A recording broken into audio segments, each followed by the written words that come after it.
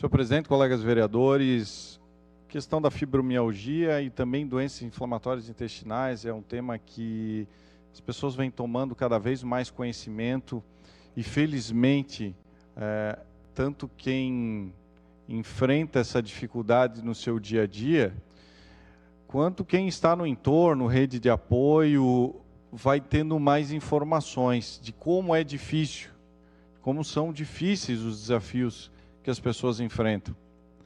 Então, pensar na questão de estacionamento e de priorizar é muito importante por quem passa por essas dificuldades. Então, fibromialgia é uma síndrome crônica reumática, cuja principal característica são as dores musculoesqueléticas crônicas e difusas, que atingem o corpo todo, independente da existência de lesões musculares ou nas articulações. E de acordo com a Sociedade Brasileira de Reumatologia, a fibromialgia afeta cerca de 2,5% da população mundial e tem a maior incidência em mulheres de 30 a 50 anos. Além da dor difusa em músculos e articulações, a fibromialgia geralmente está associada a outros sintomas, como fadiga, distúrbios do humor, dificuldades de concentração, depressão, ansiedade, alterações do sono. A fibromialgia também pode aparecer em pacientes que apresentam outras doenças reumáticas, como artrite reumatoide e lúpus eritematoso sistêmico, e que muitas vezes dificultam uma completa melhora dos pacientes. Em relação às doenças inflamatórias intestinais, as principais são a doença de Crohn e a recolite ulcerativa. Então, a doença de Crohn é uma doença inflamatória séria do trato gastrointestinal, afeta predominantemente a parte inferior do intestino delgado e o intestino grosso, mas pode afetar qualquer parte do trato gastrointestinal. Habitualmente causa diarreia, cólica abdominal, frequentemente febre e às vezes sangramento retal. Também pode ocorrer perda de apetite e perda de peso subsequente. E os sintomas podem variar de leve a grave. E a doença de Crohn é crônica e ainda não sabemos a causa.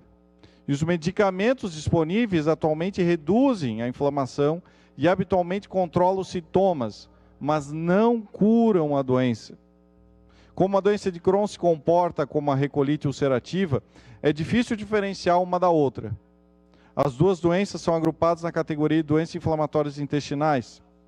Diferentemente da doença de Crohn, em que todas as camadas estão envolvidas e na qual pode haver segmentos do intestino saudável normal entre os segmentos do intestino doente, a colite ulcerativa afeta apenas a camada mais superficial, mucosa do cólon, de modo contínuo. Dependendo da região afetada, a doença de Crohn pode ser chamada de leite, enterite regional ou colite, etc. Para reduzir a confusão, o termo doença de Crohn pode ser usado para identificar a doença, qualquer que seja a região do corpo afetada, íleo, cólon, reto, ânus, estômago, duodeno, etc. Ela é chamada doença de Crohn. Crohn foi o primeiro nome de um artigo de 3 autores publicados em 1932 que descreveu a doença e significou um marco. A recolite ulcerativa é uma doença inflamatória do cólon, intestino grosso e reto, que se caracteriza por inflamação e ulceração da camada mais superficial do cólon. Os sintomas incluem, caracteristicamente, diarreia, com ou sem sangramento retal e frequentemente dor abdominal. Pode afetar apenas a parte inferior do cólon, reto, e é então chamada de proclite ulcerativa.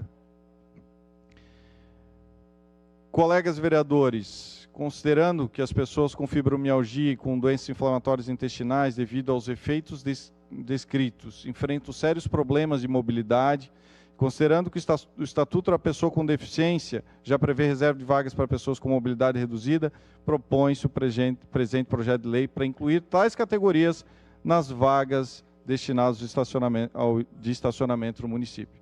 Então, é algo que podemos fazer para amenizar o que tantas pessoas passam, que é de difícil diagnóstico, que muitas vezes demora um tempo para conseguir descobrir. Então, uma das ações que nós podemos fazer aqui nessa casa. Por isso, Peço que quando venha para a votação tenha o apoio de todos os colegas vereadores. Obrigado.